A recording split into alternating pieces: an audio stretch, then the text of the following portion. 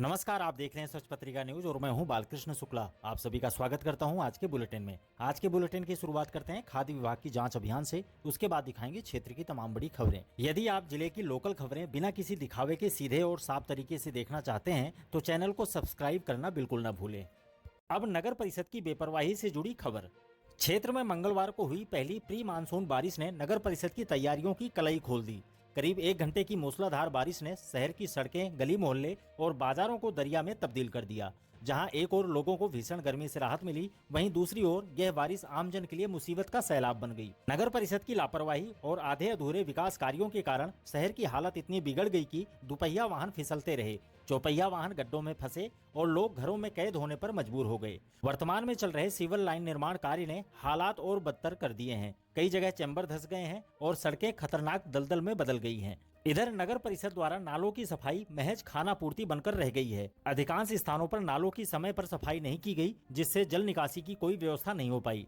चौधरियों का पूरा मोहल्ला, कुम्हारों का मोहल्ला, बांसु रोड स्थित बड़ावास इलाका, आदर्श नगर, बूचाहेड़ा, सराय मोहल्ला समेत कई इलाकों में लोग पैदल निकलने तक से लाचार हो गए हैं। नागाजी की गौर क्षेत्र स्थित वाल्मीकि और मेघवाल बस्ती में हालात और भी बदतर हैं। गंदगी से भरे नालों की सफाई नहीं होने से अब बारिश का पानी बस्तियों की गलियों में भर गया है। सामाजिक कार्यकर्ता प्रफुल्ल रमन ने बताया कि नगर परिषद को पहले ही सूचित कर दिया गया था, लेकिन समय रहते कोई कार्रवाई नहीं की गई। अब हालत यह है कि लोग ना तो घर से निकल पा रहे हैं और ना ही सड़कों पर चलना संभव रह गया है। गोविंद विहार कॉलोनी से लेकर नगर पालिका तिराहा, देहली दरवाजा, एसपी ऑफिस से लेकर डीटीओ कार्यालय, लक्ष्मी नगर, आदर्श नगर, बैंक वाली गली और एससी मोहल्लों में सड़कों पर पानी जमा हो गया। कुछ इलाकों में तो मकानों और दुकानों में भी पानी घुस गया, जिससे जनजीवन बुरी तरह से प्रभावित हुआ। कुल मिलाकर शहर की निचली बस्तियों में वर्षा जल के जमाव ने स्थानीय लोगों की मुसीबतें कई गुना बढ़ा दी हैं। वाहन चालकों को रास्ता नहीं मिला, राहगीर कीचड़ और गंदे पानी से जूझते रहे। प्रशासन की तैयारियों की असलियत सामने आने के बाद अब नगर परिषद पर सवाल खड़े हो रहे हैं। बारिश की यह पहली दस्तक थी और अगर नगर परिषद ने समय रहते ठोस कदम नहीं उठाए तो आने वाले मानसून में शहरवासियों को त्रासदी का सामना करना पड़ सकता है। राज्य सरकार द्वारा चलाए जा रहे शुद्ध आहार मिलावट परवार अभियान के तहत मंगलवार को बहरोड क्षेत्र के विभिन्न होटलों और रेस्टोरेंट पर खाद्य सुरक्षा विभाग की टीम ने छापेमारी कर खाद्य सामग्री के नमूने लिए। यह कार्रवाई खाद्य सुरक्षा आयुक्त के निर्देश पर एडीएम डॉक्टर ओम प्रकाश सहारण के निर्देशन और सीएमएचओ डॉक्टर आशीष सिंह शेखावत के नेतृत्व में की गई।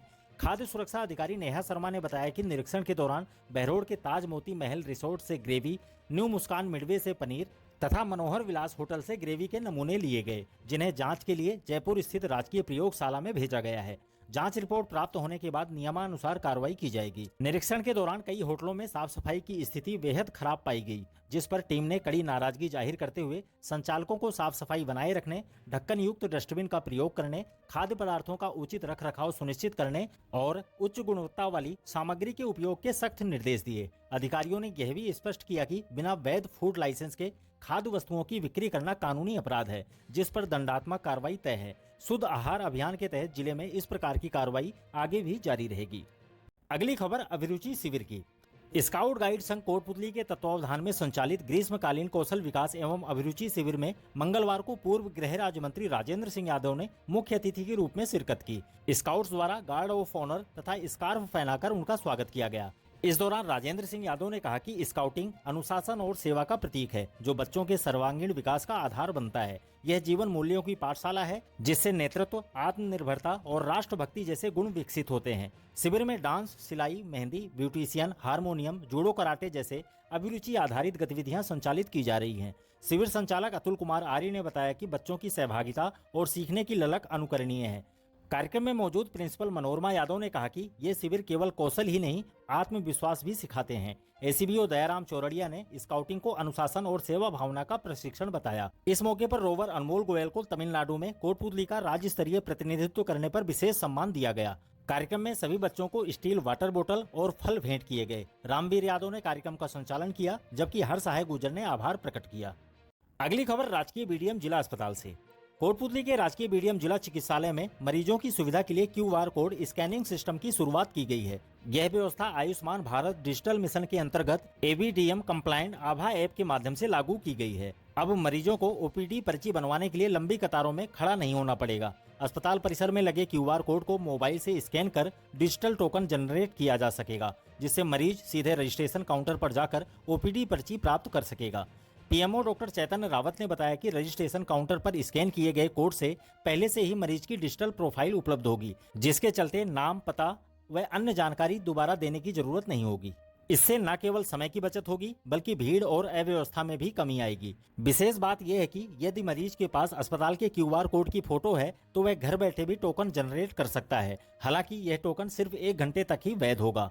तेजी से सेवा देने के लिए एक फास्ट ट्रैक रजिस्ट्रेशन काउंटर भी बनाया गया है, जिससे डिजिटल पद्धति को अपनाने वाले मरीजों को प्राथमिकता दी जा सके। यह पहल राजस्थान डिजिटल हेल्थ मिशन के तहत कोटपुतली क्षेत्र में डिजिटल स्वास्थ्य सेवाओं की दिशा में एक महत्वपूर्ण कदम मानी जा रही है।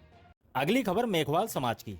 अहमदाबाद में हाल ही में हुए विमान क्रैश हादसे में मारे गए लोगों की आत्मा की शांति के लिए मंगलवार को नगर परिषद पार्क में मेघवाल विकास समिति कोटपुतली बहरोड और डॉक्टर अंबेडकर विचार मंच समिति के संयुक्त तत्वावधान में शोक सभा आयोजित की गई। इस दौरान हादसे में जान गंवाने वाले लोगों को 2 मिनट का मौन रखकर श्रद्धांजलि दी गई और उनके परिजनों के प्रति गहरी संवेदना व्यक्त की गई।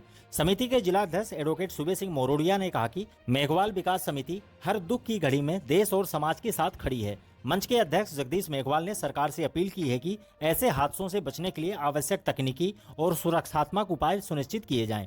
ब्लॉक अध्यक्ष मदन लाल वर्मा ने कहा कि ऐसे समय में हर भारतवासी पीड़ितों के साथ खड़ा है। सभा में पार्षद उमेश आर्य, राजेंद्र भरत सिंह, पूर्व अध्यक्ष रतिराम जिलोवा, छोटू राम सामरिया, हरिपाल वर्मा, लालचंद गोठवाल, एडवोकेट कुलदीप बायल, चिरंजी लाल आर्य समेत अनेक सामाजिक कार्यकर्ता मौजूद रहे। अब कॉलेज छात्रों से जुड़ी खबर।